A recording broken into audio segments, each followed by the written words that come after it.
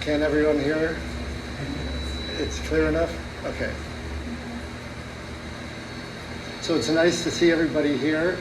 My biggest interest tonight for myself was to ferret out people that are ready to step forward in community. And ever since COVID, it seemed like everybody dispersed and never came back out. So I know that a lot of people that I invited were either people that I worked with in the past or friends of theirs or just spiritually minded people to some extent. Franklin's center invited people, so I don't know if is anybody just from the Jung Center and not part of any spiritual type of activity? You stay out of the share. Okay, so I'm speaking to like-minded people, and so that's a relief to be able to just say the things I'll be saying. And so if everybody wants to leave an email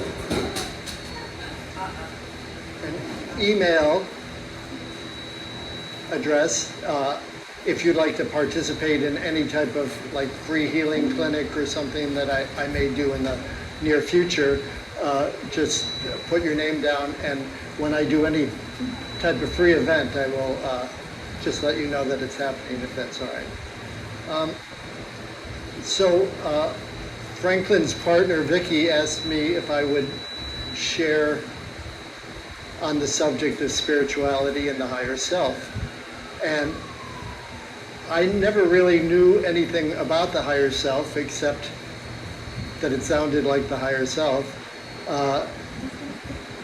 But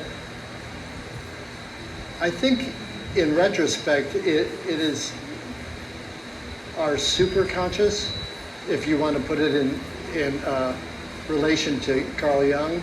And it's like how we have a immune system and nobody really knows that their enzymes are traveling from one part of the body to the other, or the autonomic immune system. But the superconscious is sort of like that for our lives. It's almost like a satellite that welcome. It's like a satellite that travels around sort of in a covert way, guiding you and providing you with what you might need to function in society. I would like to address a couple different things before I tell you my story of what became clear to me as a very harnessable energy to work with and to heal and regulate my own life. And I'll share some pictures and some stories that are really interesting and fun. But first, the boring stuff. I just wanted to say that we're at a tipping point in society where,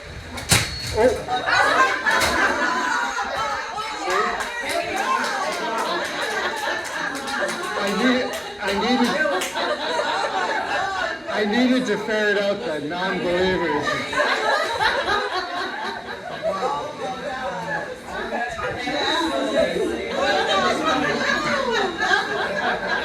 I think we're complete now. With that being done, You're so powerful. Do we want to put it on the floor? no, it's fine. It won't fall over anymore. I had a string and it was all coordinated. So society is sort of at a tipping point. Come on in and just sit down. There's chairs.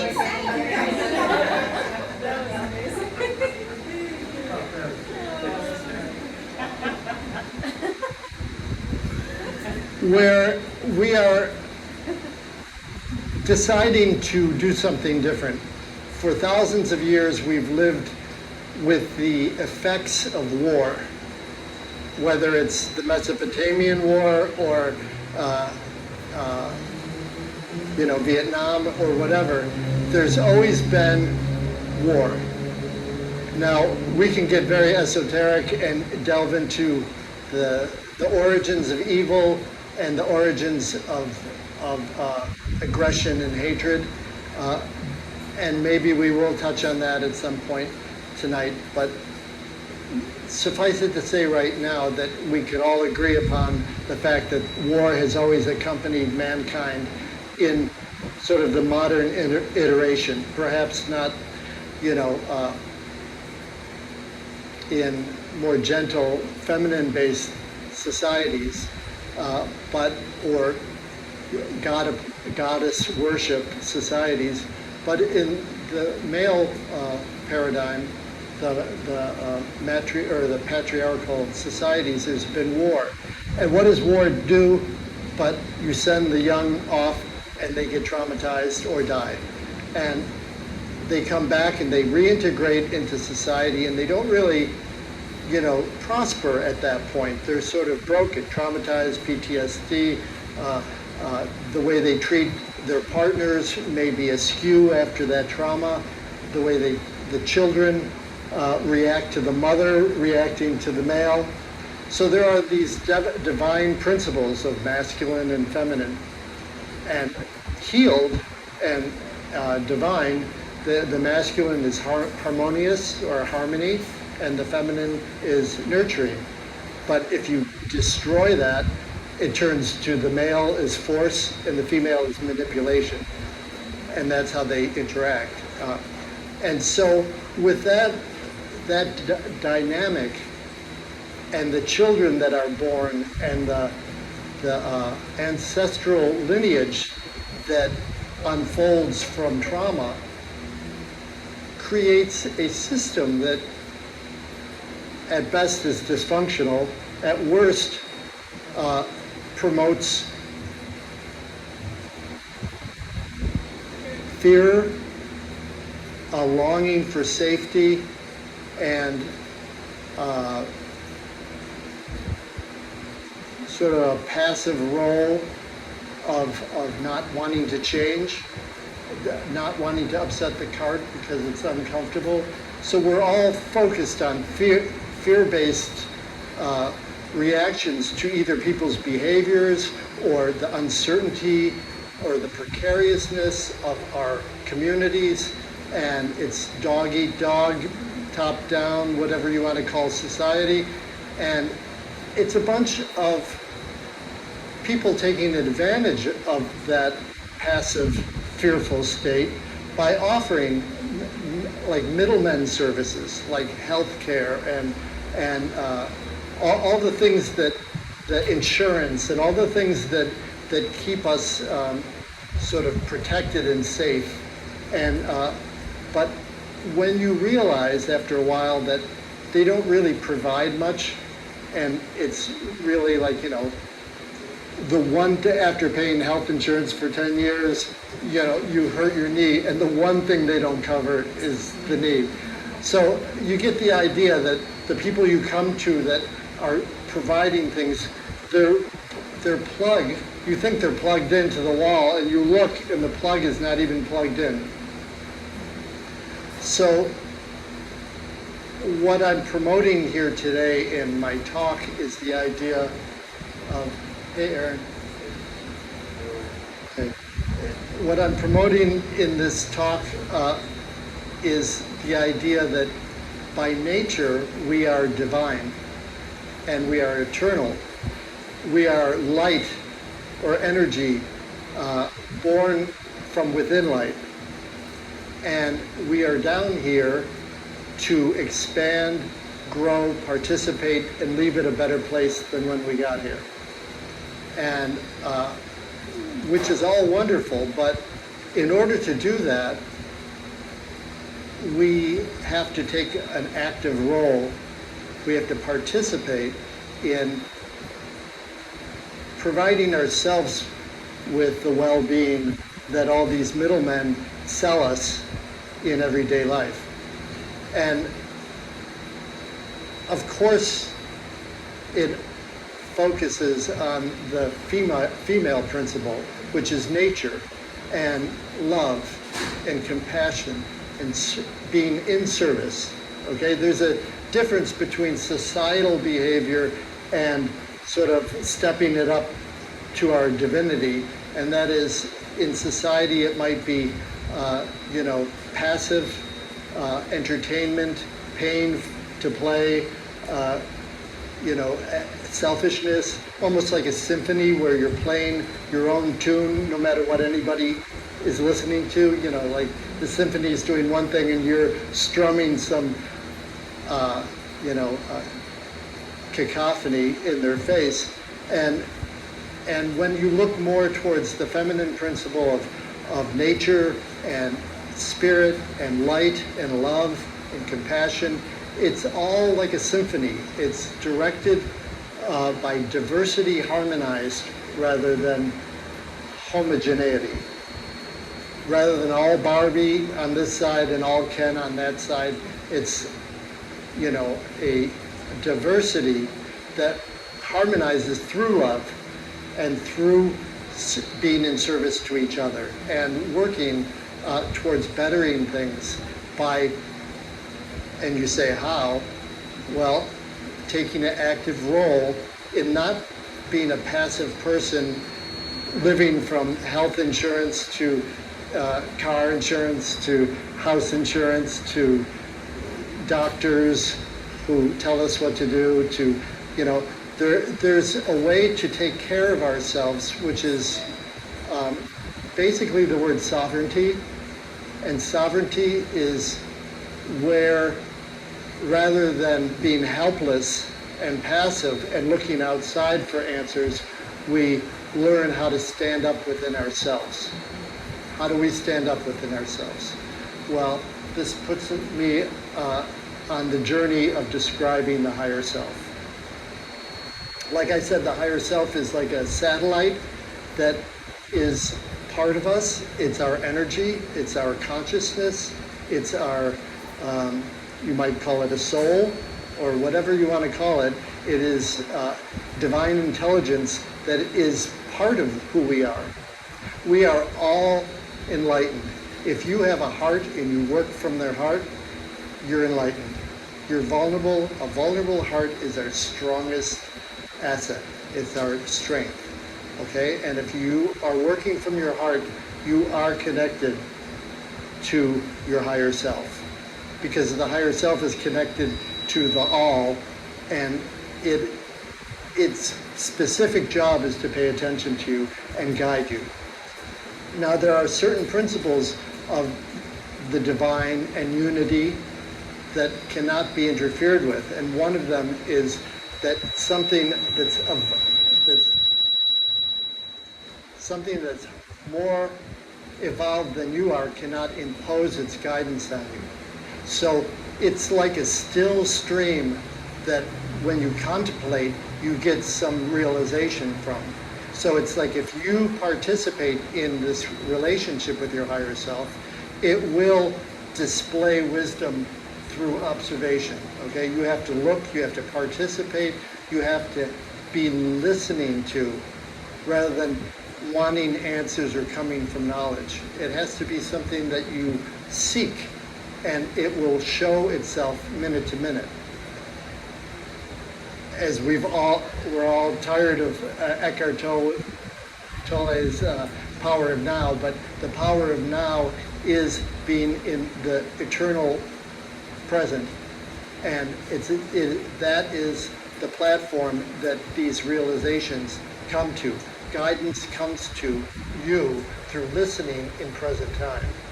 So working with the higher self is sort of, if you look at it like the superconscious above you, and you align yourself to it, you get your balance in it, you get your guidance from it, you get your understandings from it, you see that the reality around you morphs when you pay attention to it.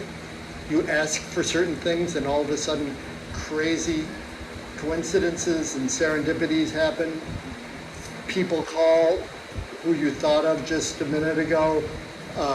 You're looking for a car, a specific type of car with a specific, description, and you don't know where to find it, and you get a strong intuition to call a friend who you haven't seen in years, and you chat and decide to meet for lunch, but she can't meet you on that day because she's selling her mother's car because she's going into old folks home, and it happens to be the color, the specifications of the car you wanted, and she's, you buy it right then and there. So it's like when you work with making the first step in connecting to the higher self, it can't begin the friendship.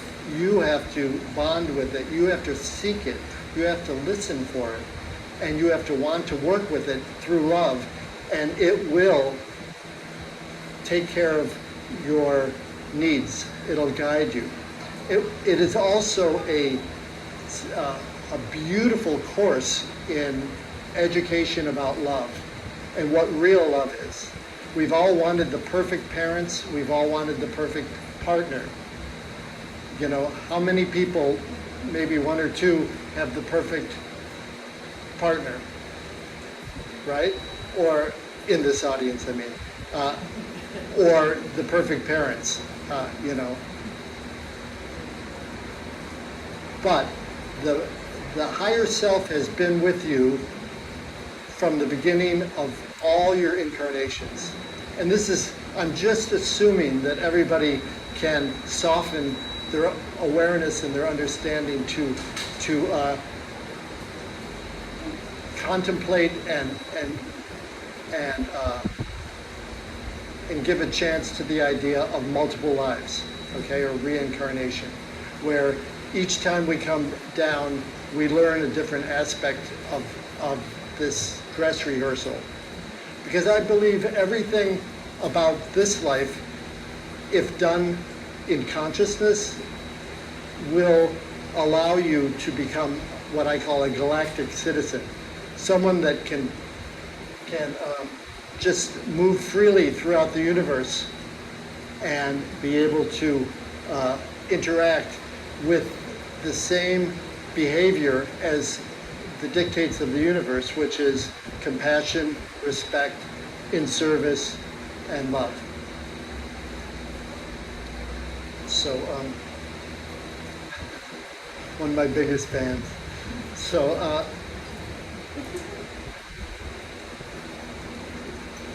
all right. So what I'm trying to put across here is that we're working to stand up against our programming, the programming of what it's like to be in a milieu of traumatized people and how to live in fear. And and it gets as bad as to be, being selfish and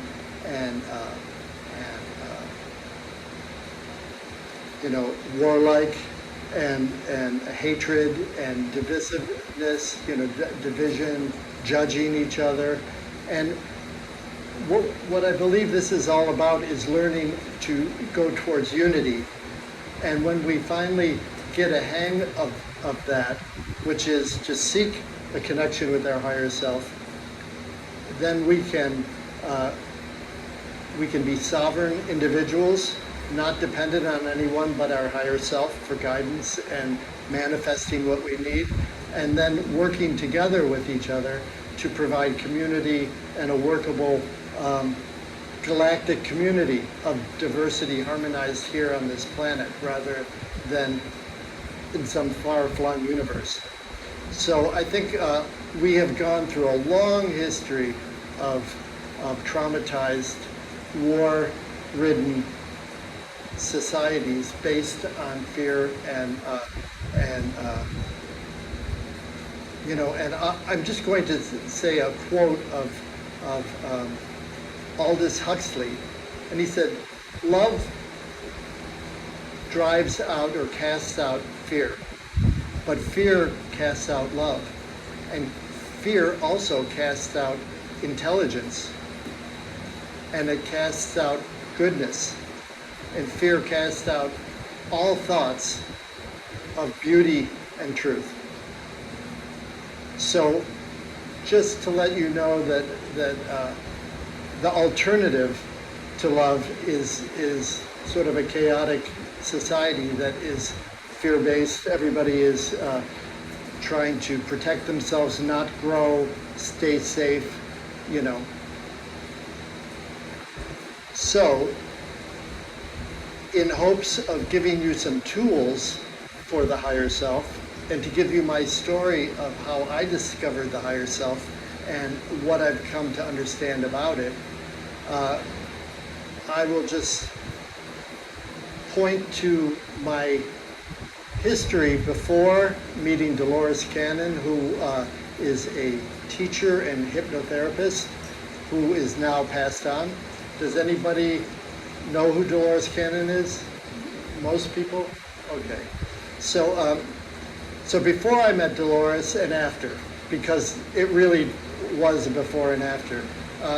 Before, I was raised by two atheists, although my father was almost a worshiper of nature, and my mother was very political, and I went on to not fit into society at all. I'm a, I don't know, level 3 million empath. I could feel everybody's feelings in the room, and I could tell you everything about you because I could just sense it. And so trying to grow up in a world like that is very daunting. And I'm a musician, so that put a squelch on my performance because I couldn't concentrate on playing for people because I could just hear this person's fighting with their husband and this person's, you know, worried about their kids, and it was too distracting. So, but I have a very, very strong drive to be in service of people and being loving and compassionate. So that took me places in life that very few people have the luxury of experiencing. I was able to travel around the world, have wonderful experiences.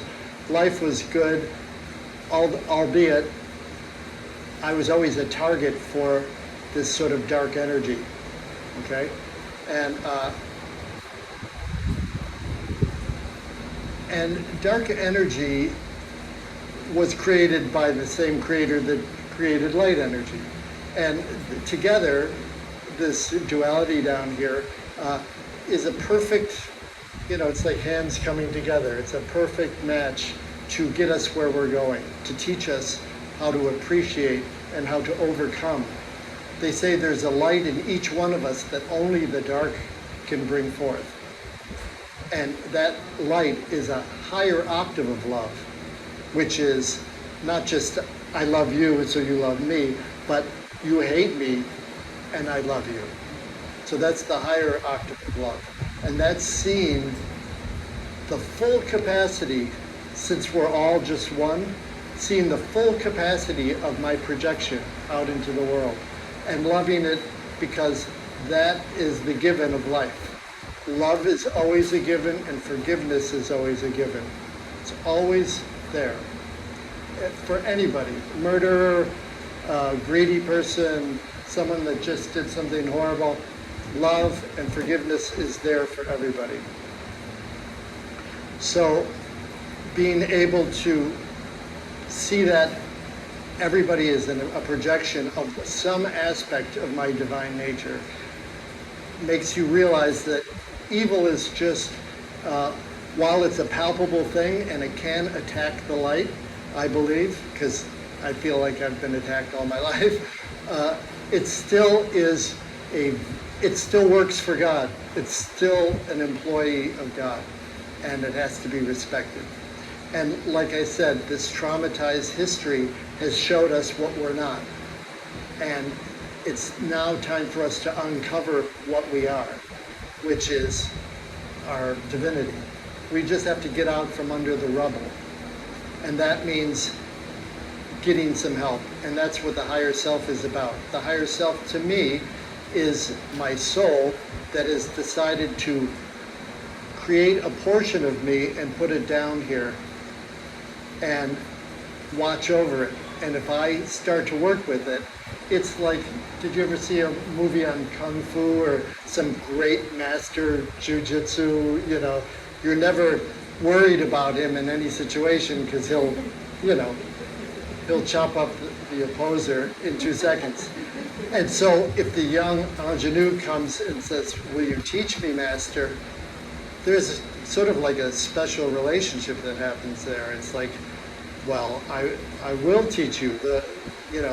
When the student is ready, the master appears and we're a perfect fit, and I will teach you. And you have to come with me every minute. And I will show you, don't eat that pork chop, eat this, or don't do this, do that, or, at night, listen for this, or, so it's like this constant mentorship that occurs when you meet your master. And the higher self is providing that. It's like I said, the parent and the partner you always wished you had, but never thought existed. And it is that parent and partner. It has been there for all eternity, even before it created you. And it's not like your regular parents who are your stewards, it's the actual creator of you. And so what better partner and master and parent is there to make the first move and bond with and work with as a master-student relationship. So that is what teaches us sovereignty, allows us to be self-sufficient, interact with each other in service with compassion and love, and we can move forward into a new paradigm. As far as my personal story, as I said, I lived a life that was pretty much a life heart-centered and based, and full of awareness and sensitivities. But it wasn't until I encountered Dolores Cannon and my cousin I gave my cousin a book, Dr. Michael Newton, who wrote a book called Journey of Souls. And in Journey of Souls, he's a hypnotherapist who uncovered that there were many lives that we live, and when we die, to the point of when we choose our next life. He did hypnotherapy sessions with people, and each one of them, he did thousands and thousands and thousands of these sessions, and each one of them, all over the globe, nobody knew each other. They all said the same thing about the process of what happens when you die, who comes to meet you, a council that considers what your next life might be, how long you stay in the afterlife or the spirit realm, and then when you decide to come in, how they choose sort of like a streamlined incarnation, biological match that will allow you to fulfill that mission if you wake up in this life and follow that mission. So I gave that to my cousin, and it was a tit for tat. She sent me an audio tape of Dolores Cannon, and I heard about 4 sentences, and my arms just raised up like a magnet, and I said, "Yes, Master."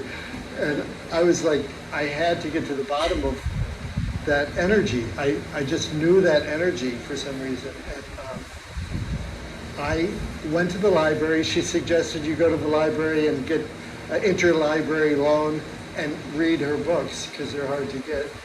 And I read all, like 17 at the time, in 3 months. I just nothing but read those books. And I said, oh, I want to go study with her. Well, first of all, I didn't realize she was still alive and that she still taught. And I wanted a hypnotherapy session with her to see what she said. She was talking about all things crazy, like there's many, many dimensions, there's many, many realms, there's all kinds of beings, and about the earth coming to a tipping point, please. And that we're moving forward, and people are waking up, and the people that are already sensing this shift are people that, like the Buddhists call the Bodhisattva, those that reached enlightenment in a past life and come back now to participate in assisting those that haven't quite awakened.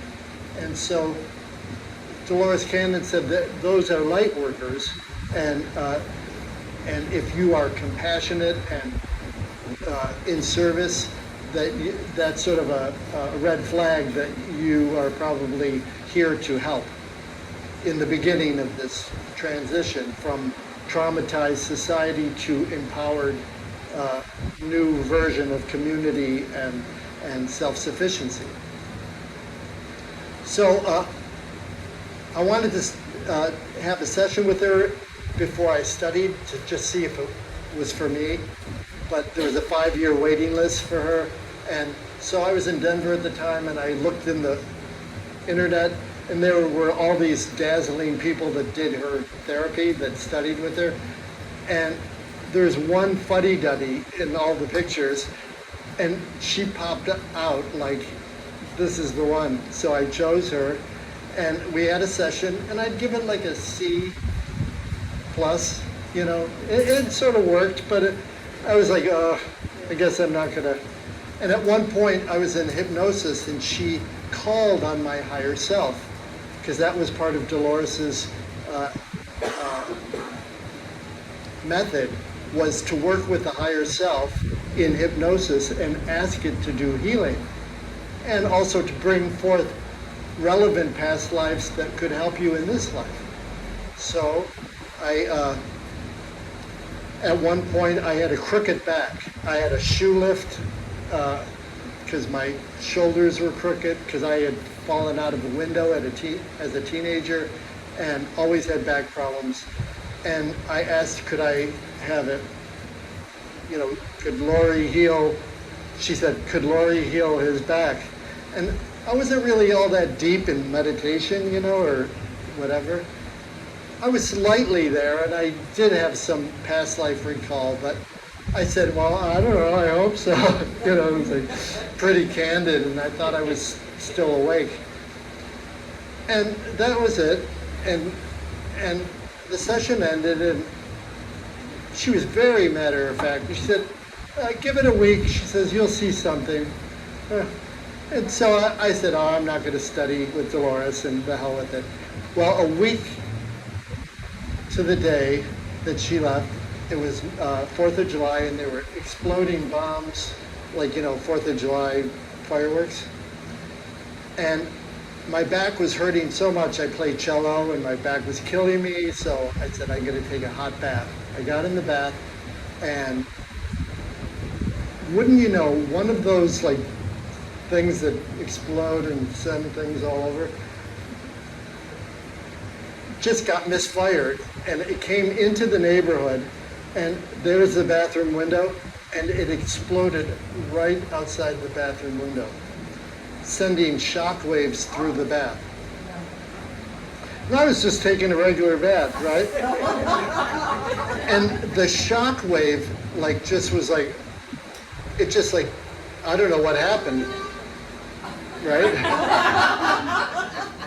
Thank you, Dolores. So I didn't know what happened, and the next thing I knew, I looked down, and instead of skin, I saw like a gray wool and gold buttons and all these metals. And I'm like, what am I looking at here? And I looked further, and I saw red, like blood. And I looked further, and I didn't see anything. And then I looked further, and I saw my legs like far away, like I had been blown in half. And I was like, it was like a lightning bolt that I'm dead, it's all over, There's no rewinding anything. It's over. It's all done, and I'm dead. And the next thing I knew, I was back in the bath, and this feeling of like, oh my God, that's not real. I'm in a bath and I'm not dead and everything's okay. And this sense of elation came and wafted up, almost like when you see hot dogs on a grill, the hot air doing that, you know. I followed it to the ceiling. It was sort of like a lifting of trauma. And I was so like spooked by what just happened. I sort of like scrambled like a cartoon and got out of that bath. And I dried off. I was huffing and puffing like, what just happened? And I looked in the mirror, and I was obsessed at the time with being crooked all the time. And my shoulders were straight. And I didn't have any shoes on or anything, so it was like, am I holding myself different or what, you know? And so as the week passed, I kept on looking. I didn't tell anybody. I looked in mirrors, I looked in reflections. I kept on, I walked 5 miles a day, so I didn't take the shoe lift out of inside the shoe, and my back was killing me. So finally, after about 4 days, I took the shoe, it was like that much of a lift, out, and all of a sudden the pain went away. And I was straight and everything was, so I called her up and I said, this is the craziest thing, but I think I had like a spontaneous healing a week later. And she goes, hey, yeah, that happens. Yeah, to this day, like I was part of a book that talked about this, and to this day I asked to have her, you know, like her sanction, like could I get her permission? And she reluctantly said, okay, just don't mention my name, or I don't know. She was just totally hands off. Anyway, so things went further and further and further from this experience. I immediately booked studying with Dolores. I studied with her in September. A month later, she died. I asked to speak with her, like in my meditations, like, you know, could I just have one-on-one with her? And magically that happened while I was studying with her, and, which was an impossibility because she was constantly surrounded by people that kept her from the students, you know, but she lectured all the time, but you couldn't really get intimate with her. But it just happened that there it was just she and I, and we talked. And then she died, and I came back, and I started to do healing on people and working with the higher self, and I got to know how to talk to the higher self in hypnosis, and I got conversant in, I was doing good with the higher selves. I knew how to communicate what the characteristics were and all that.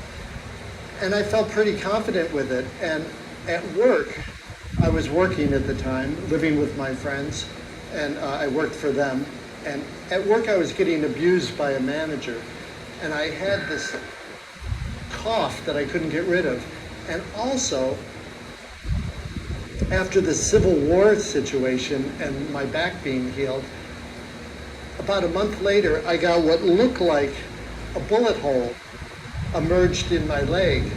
And I was like, is this like a, well, of course it wasn't a bullet hole, so what was it? And I said, well, maybe a brown recluse or something where it's eating the flesh, you know?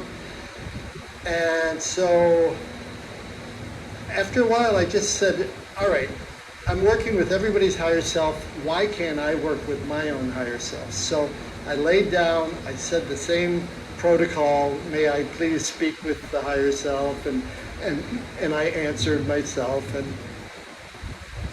I said, could I have a healing for the cough? Because it was really an insistent cough.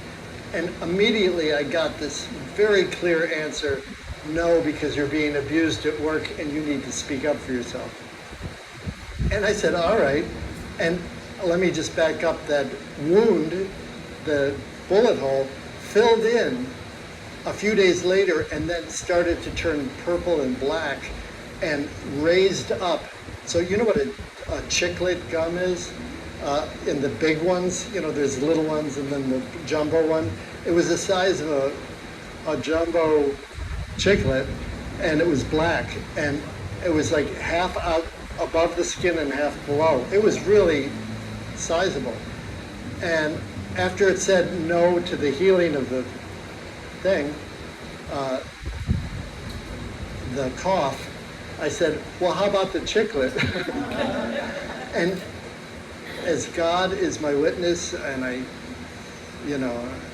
cannot say enough how true this is, immediately I felt like a laser beam went across that chiclet, like this way, and then across it that way. And the whole process maybe was 27 seconds or something, but it was like, I was like this.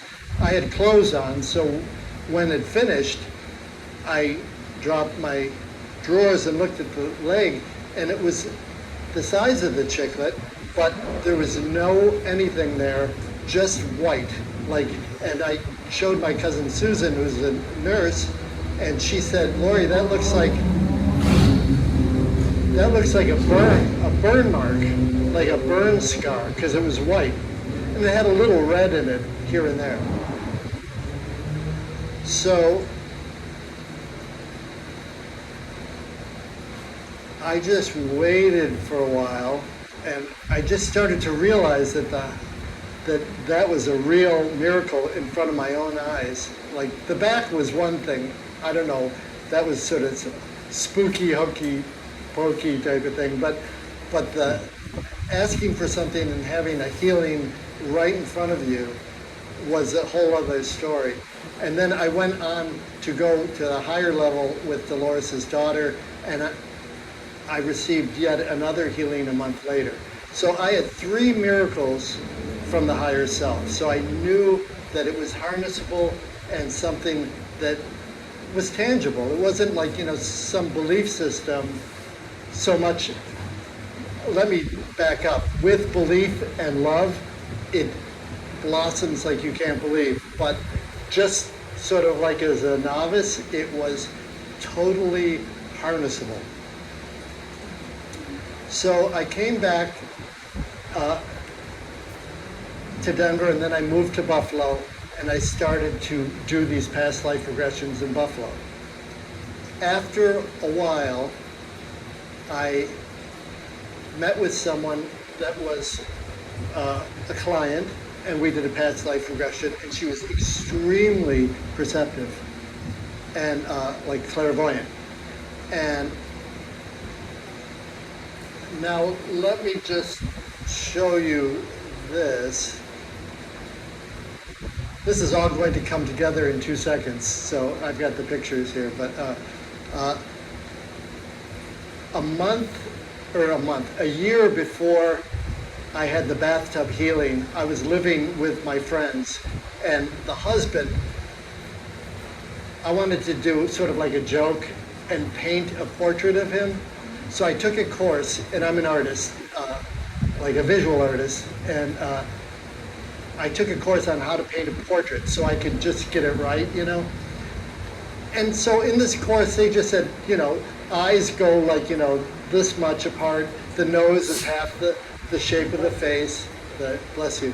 They give you the proportions. So we got a trial canvas, and we put all the parts there, and they said, now go home and finish the portrait any way you want, and then next week bring in a blank canvas and a picture of what you want to do, and we'll do that. So I brought it home, and I painted this picture. And I don't know, it was a little fanciful, and I just didn't know how to finish it.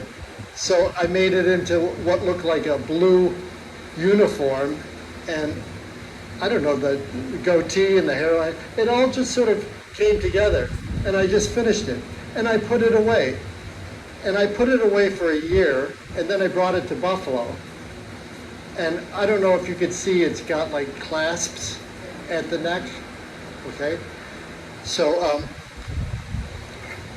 so I had that on the wall. I framed it in Buffalo, and this woman came out, and she said, that man killed you. And all of a sudden it was like Civil War, gray uniform, although this is a blue uniform. So she said, he killed you. And I said, what do you mean? And she says, in the Civil War. She said he was from, and these clasps, I just made clasps. I didn't make the number 33, but it says 33. And that's not just a regular 33. They're kind of like round 3, you know? And I said, oh my God, the 33rd Regiment, a guy killed me in the Civil War. And before that, and then she said, and they also brand you. They used to brand people when they killed you to let you know who killed you, you know, the 33rd Regiment.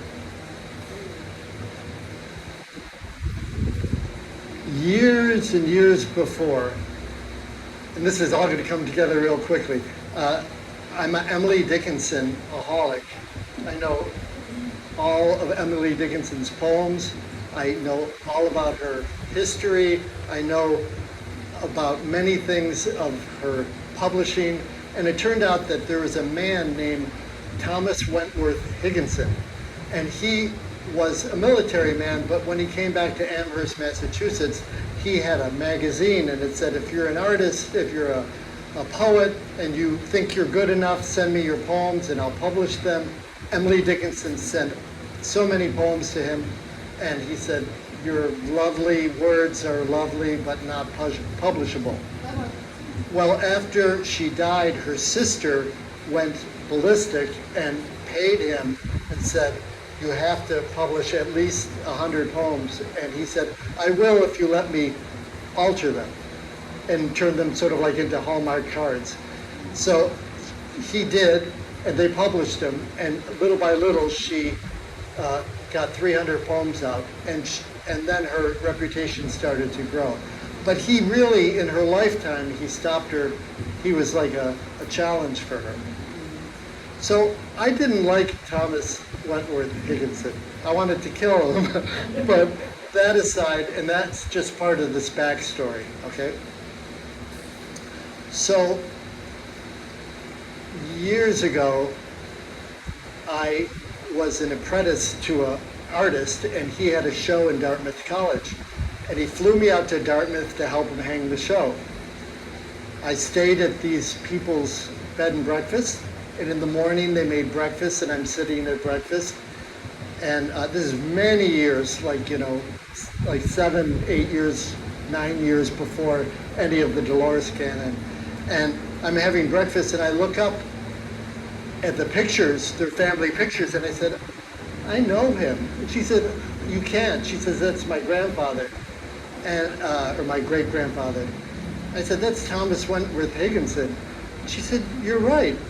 She said, how did you know him? And I said, and I told her, and she goes, he was so wonderful. He helped Emily Dickinson. And I was like, I wanted to like strangle her. But that aside, here's a picture of me and the family and that's the portrait of Thomas Wentworth Higginson in the background.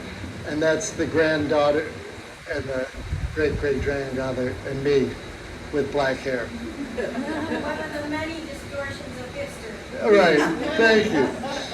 And so that's the Emily Dickinson connection for me. This is, my back was so bad that, and you have to study it, but if you look, this is a before and this is the after, and if you look very close, wait, this is the before here.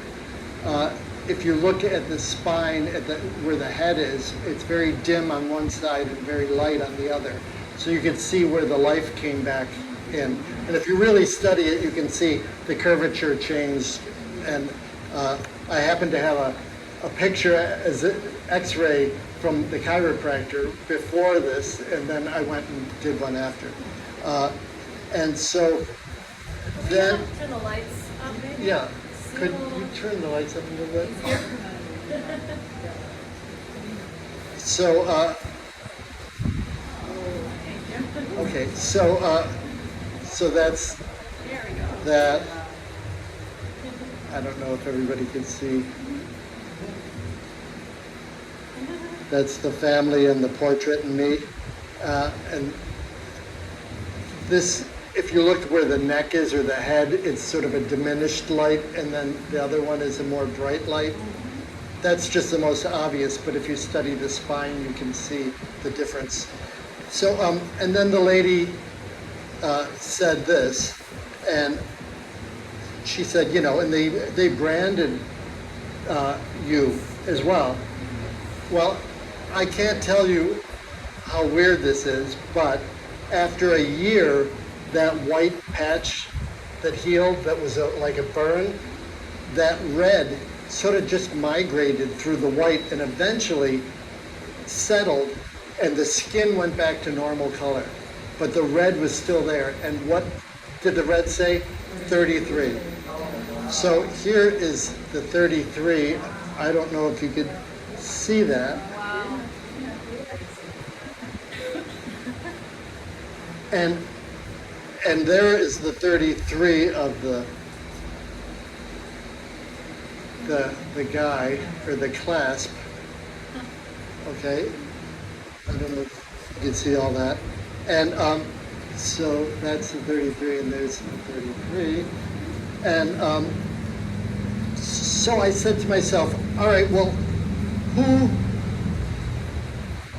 who was ahead of the 33rd Regiment when she left? Well, I go to the internet,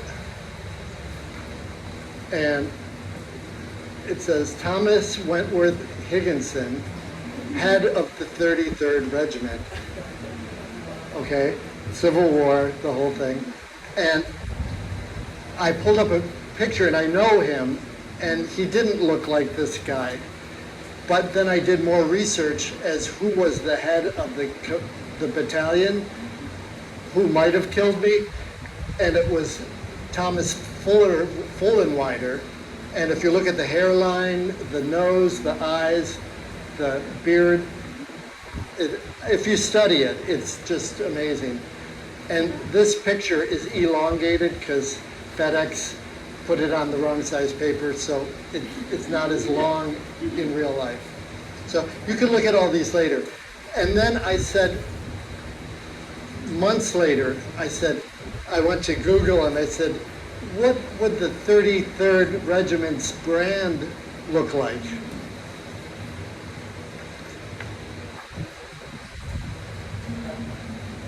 So, and they did it twice. It was 1, 3, and they did it 3 times, so, or 2 times. So, and that's the exact shape as these 3s here.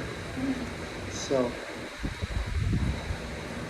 if you look at that. So, and then I told everybody I was exploded in a bathtub by, Dolores Cannon, or by a cannonball, and my cousin's name is Dolores, which means pain, and so Dolores Cannon, a painful cannonball, separated me and gave me new marching orders from being a military man to a healer, right? So just to show you how crazy all that was, and then all these miracles of healing. So I started to, when I was working with people in past life regressions, I started to really realize that this is something I could harness. And I didn't really know how to harness it, but I just, little by little, sat there in meditation and just said to my higher self, I love you, thank you, I love you, I want to be friends with you, I want to, establish a relationship with you. So the first half of my meditation, which lasted about 10 minutes because I I'm fidgety. I just said, I love you, I love you. And I said it almost like it could be reflexive, almost like a crying child you could love, and calm down if it were crying. So I actually felt that, like I was comforting myself and I was putting out a call to my higher self with love. And over the years, it has grown to a master-student, father-son, partner relationship. And the second part of it, I realized that there were a lot of not only synchronicities, but a lot of miracles were happening in my life. Like just, I could not explain it away. It was just like phenomenal. I mean, that's like a parlor trick with the, over there. But I mean, stuff like 30 times that jaw-dropping were happening on a daily basis.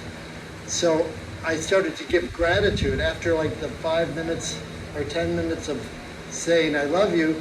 I would give gratitude. Thank you for, that parking space, or thank you for the check, that unbelievable check that I didn't expect, or thank you for, I asked for a certain thing to go well and it went exceedingly well. Thank you for that. And then at the end, I ended the meditation with just planning my day. Like, I give thanks that when I go down to City Hall, there'll be a perfect place to park. I won't get a ticket. That they won't make me pay the full amount of whatever it is, and whatever. And it would happen. Or I'm going to Denver and I have to change at Chicago. Please don't let that be, lost in the void for 6 days sleeping in the airport. And every single thing that I asked for happened. And this went on for like 9 years, okay? Where there hasn't been anything that didn't happen that I asked for, and miracle after miracle after miracle, and not just miracles, but guidance. Like a master, I ask for guidance. What is the next step here? I'm having trouble with this relationship. Can you give me a realization or point at an obvious, realization or epiphany, or give me a sign, or whatever. So asking for, a relationship and developing it, giving thanks for what it is that I did get every week. And every week I had more and more things to thank. And then every day I always said, well, this is, rather than worry about it, why not ask that it goes smoothly? And I'm good at affirmations. I was before I met my higher self or got in cahoots with my higher self, but it just really, really worked. So, and as I sort of came to the streamlined meditation, it truly is 5 minutes of I love yous, 5 minutes of thank you for my computer working, thank you for my refrigerator still holding up, thank you for having laundry facilities right in my apartment, thank you for, this happening, thank you for that happening.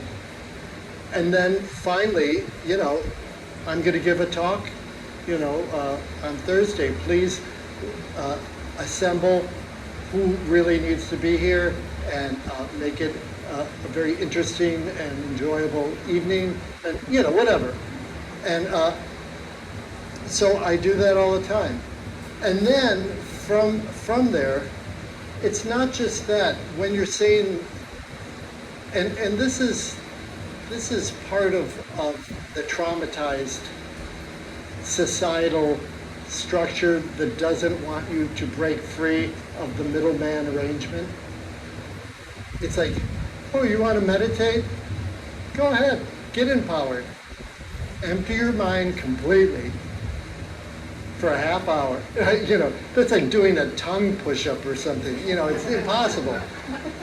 So the meditation that I came up with is just saying I love you and trying to bond with my higher self like a master, like my teacher, like my partner, like my father or mother.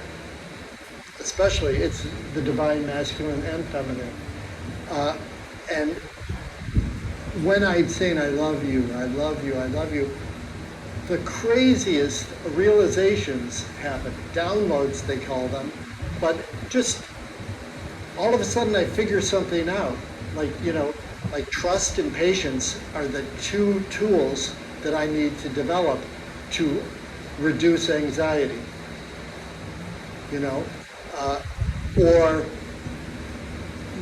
Forgiveness is to realize that that as long as you have a boundary and you say no to negative behavior, you can forgive it by saying that person doesn't know what they're doing, or they don't have the capacity to understand their actions fully.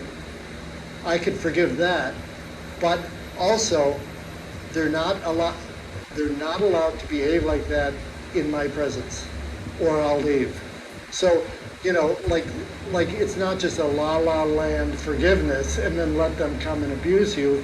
It's a practical forgiving, or that everybody is a projection of who I am.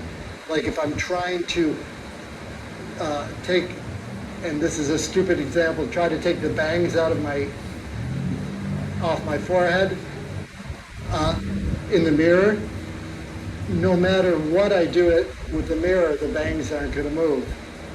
I have to do it to myself, and then you'll see it. So we're all projecting every aspect of our divinity and its growth in front of our eyes. So all these realizations that you would almost see on a YouTube instructor or tutorial or read in a book, they're things that just come by saying I love you, I love you, I love you. So guidance, all of us, I'm not even asking for how to deal with my sister-in-law. And all of a sudden I have this realization that she's a victim of child abuse, and she's projecting that child abuse back onto me. In other words, she's not thinking those things, she's just trying to pass the hot potato that was passed to her. So all these things just sort of like dawn on you. They just blossom during your meditation. So guidance, miracles, gratitude, and a real relationship. During COVID, I lost pretty much every friend I ever had due to turning into cardboard. Everybody became one-dimensional, especially my handlers, who are my family. I think our families are our biggest challenges. So that's how much they love us, is to cause us to grow, cause us to handle a lack of support or a vote of no confidence. And when we can still love them and still support them and still be impervious, then you're not changing your obstacle. You're growing and expanding to meet that obstacle with a larger capacity to love and be more in your divine masculine and feminine of nurturing and harmony. So it's all these realizations, not changing circumstances. Circumstances are for you, not happening to you. So you look at every obstacle as something that you don't want to push out of the way. You want to see how you can change to take it in your stride or be lovely and inclusive of. So that's basically what I'd like to share about the possibilities of harnessing and getting into a mentor, student, parent, partner relationship with your higher self, and how to have a consistent 15-minute interaction with every day to center yourself and I cannot tell you from the bottom of my heart, reality morphs when you connect with your higher self. If you ask for something, you will see something that is just crazy shift in reality, and something will happen. So I'll give you a 1-second story. I paid my taxes and told the tax people, a big company, here's my routing number, take what I owe out of the routing number. It was all set. I did my taxes a month before they were due. On the morning that if you don't pay them by then you get fined, on that morning I woke up like this with such, I had a panic attack. And I called, first of all, I called the bank to find out if it was withdrawn. It wasn't. And then I called them and they said, oh, you were going to write a check. I said, well, I don't have a checking account. And the routing number we went over, you know, and so I had to go in on that morning and through the computer, they took it out of my checking account minutes before I would have been fined for not paying.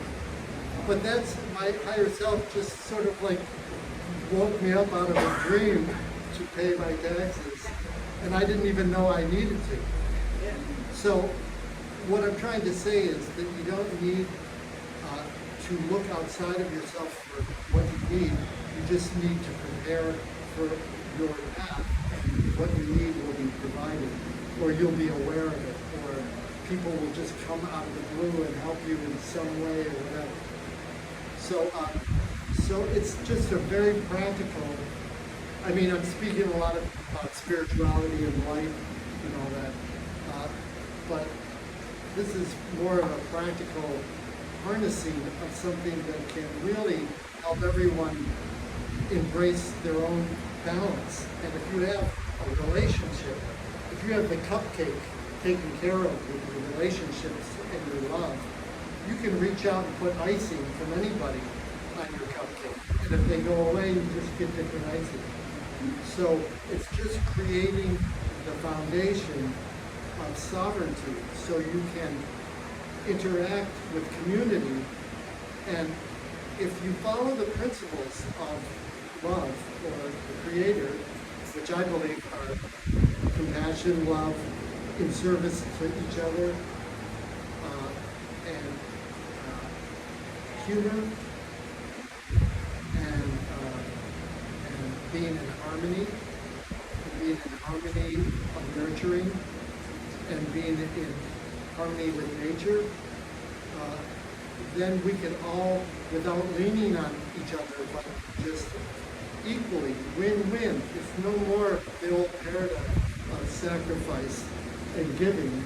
It's win-win. Why shouldn't it be win-win? We both participate and we both prosper. So as the feminine principle is now emerging through nature, as you can tell, it's coming back with a vengeance, and community can now come back with a vengeance. I'd like to invite everybody to reach out to each other more in community and work on learning how to stand on your own. And I just want to take this off planet just for like 3 minutes. And I lost the voice. Yeah, the sound isn't working, so you no longer amplified, like the battery died. Always that. Oh, okay, well, should I talk louder? Yeah. Okay, so I just want to point to an idea of, in my meditations, like I said, I had downloads or understandings that were interesting. This sort of helps me, so it's a metaphor. I'm not, whatever the word is, proselytizing or trying to get anybody to believe anything. I'm trying to put a practical understanding of how it might all could work, so you can wrap your head around the mysteries that are kind of daunting. But let's just look at the Creator and look at our soul or our higher self, and let's look at us, okay?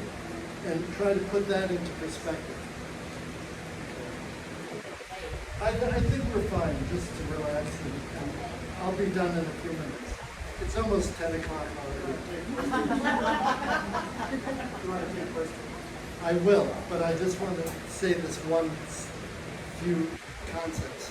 I look at the whole thing to wrap my head around it all as that the Creator or God or love or whatever it is all there is. And what it can be in the larger sense is that it is a field of potential.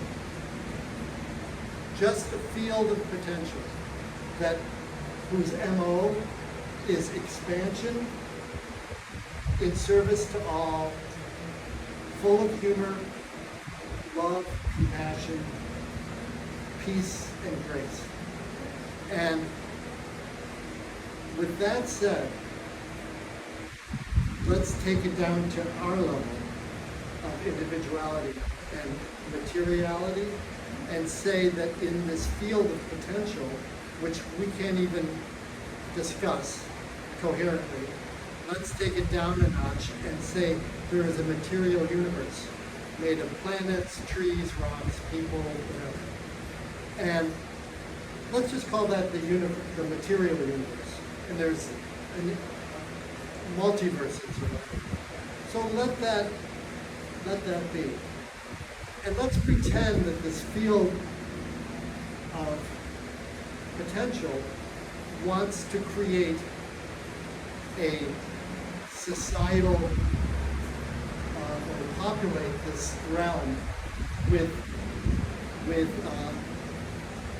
light of its own, okay, but in material form. But it doesn't want a society of zombies, but it does want a society that is harmonious. Diversity, but harmonious. So let's make it such that all these things, all these people or entities or consciousnesses that will be materialized will follow the same conscripts as my personality, which is humorful, loving, expansive, in service of each other, harmonious, all that. So let's just say it's like an ambassador of God. It wants to populate this realm. So, but it doesn't want a zombie task force. So in the world of materiality, this field of potential pulls a spark of its actual self and puts it into this density. So that's what a soul is. And a soul is a spark or a hologram of the actual God. So it's capable of creating miracles, capable of doing God's will, because it's a co-creator with God. So this spark or hologram of the actual creator is put in material form and given free will in a dualistic system where dark and light are the educators. And I'm just going to pretend that there was a Lucifer that said, I'm so free that I don't want to play this stupid game, and I want power and be, taking everything for myself. So let's just say that happened a long time ago. That would be like evil, okay? So in the material realm, light was created like a ball, and then its shadow. The shadow is this Lucifer type of thing. And it's to be not shunned because it's not powerful. The light is powerful, the shade is just a byproduct of the light.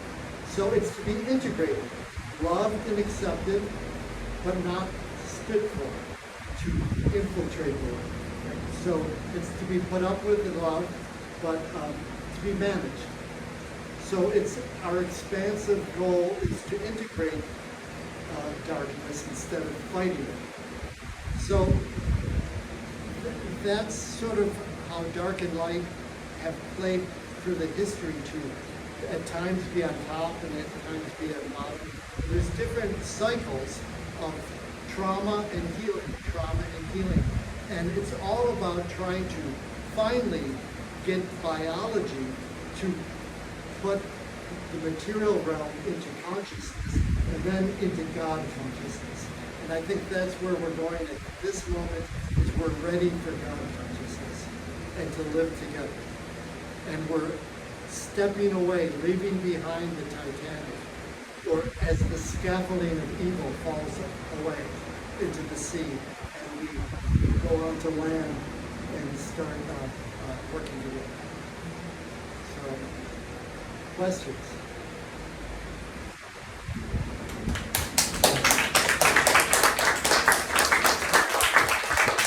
Is everybody all right for their voice to be on this video thing?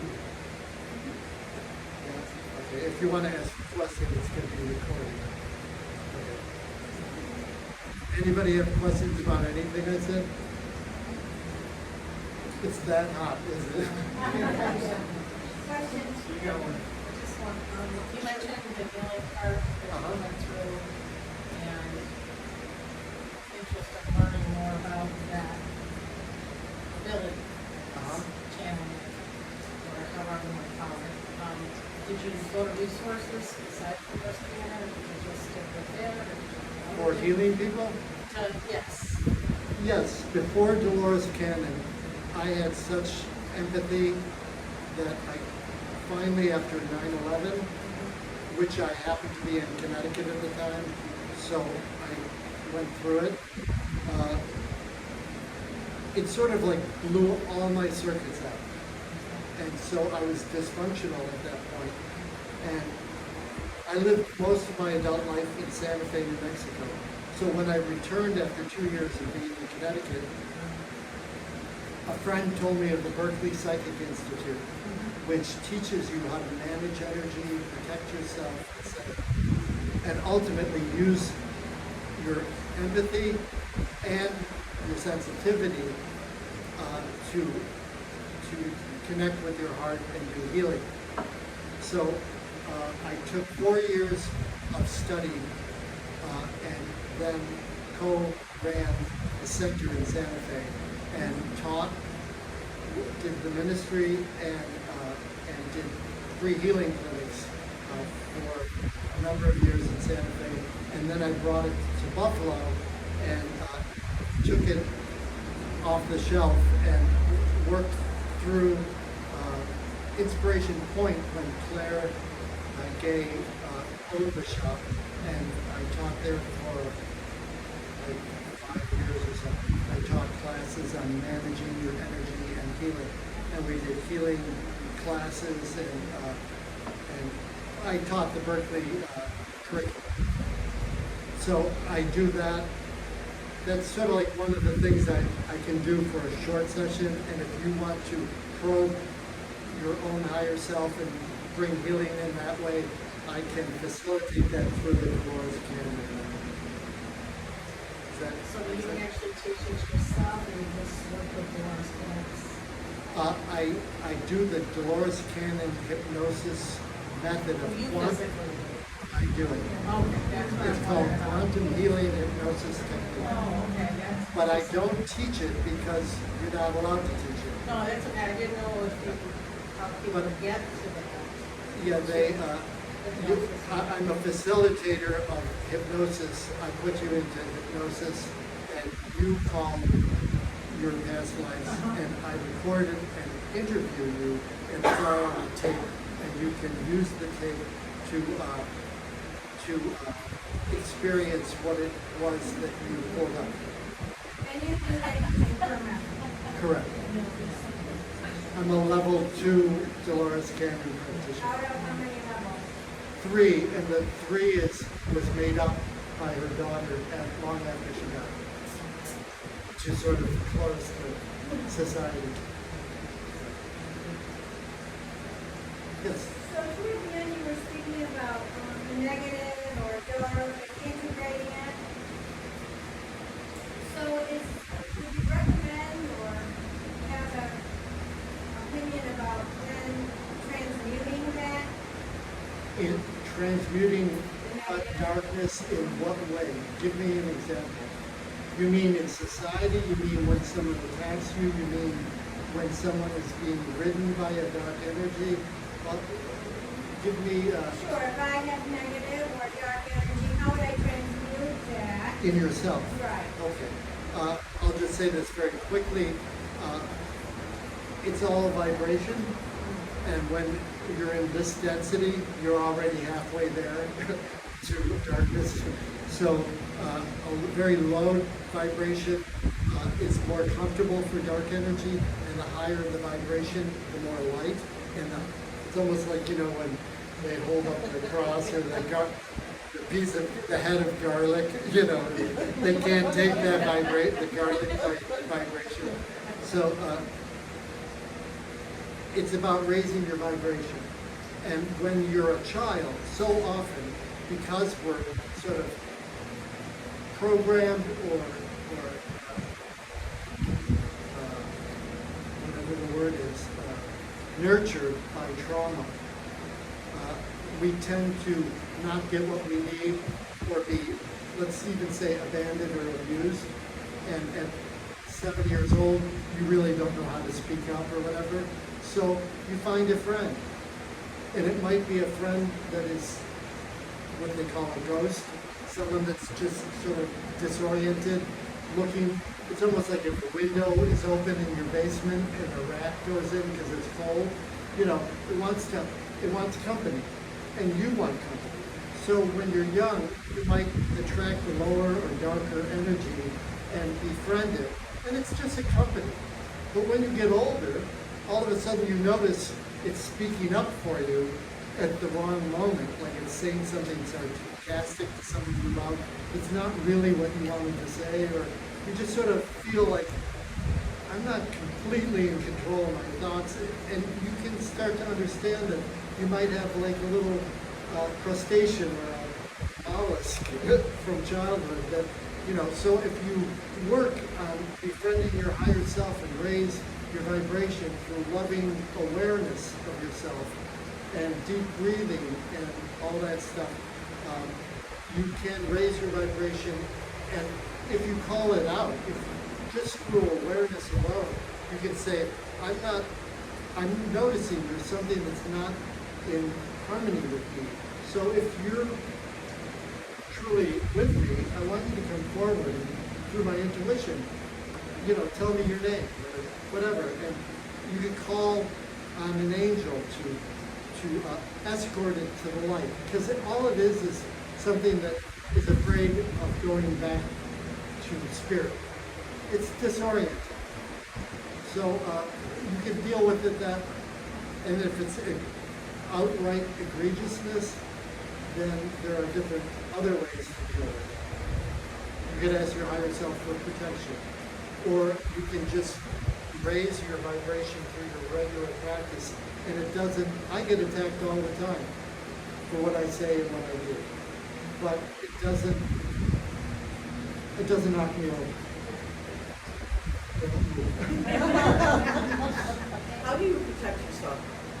I basically follow a very, very, very consistent minute-to-minute tutelage with my master higher self. So I'm in minute-to-minute cahoots, saying I love you, asking for guidance, saying your will, not mine, help me out, who needs help here, draw me to the, you know, I'm in constant service, constant thought, constant connection with my higher self, on a minute-to-minute basis. And so whenever anything happens, it doesn't come too much. It's a trivia. You know. Lory, can I suggest that we now shift gears? And I think we can go to the other room. It's a lot cooler. We have some drinks and little water. If anybody wants refreshments, and we can talk informally. If that's good for everyone, would you like to do that? If people are, we've been here for 90 minutes, and we can come with overtime if they're on schedule.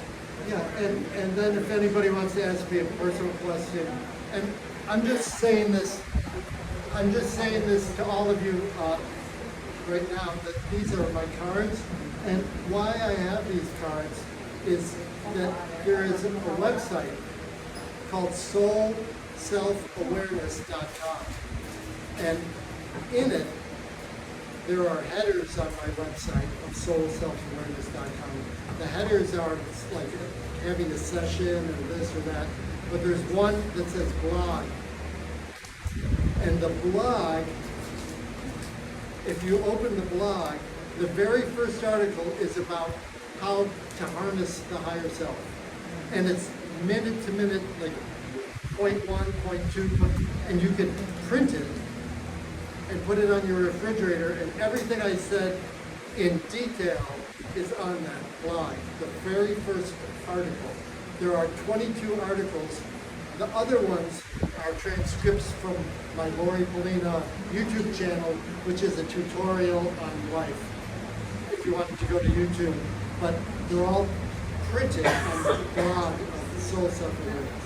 So here's the card. Thank you.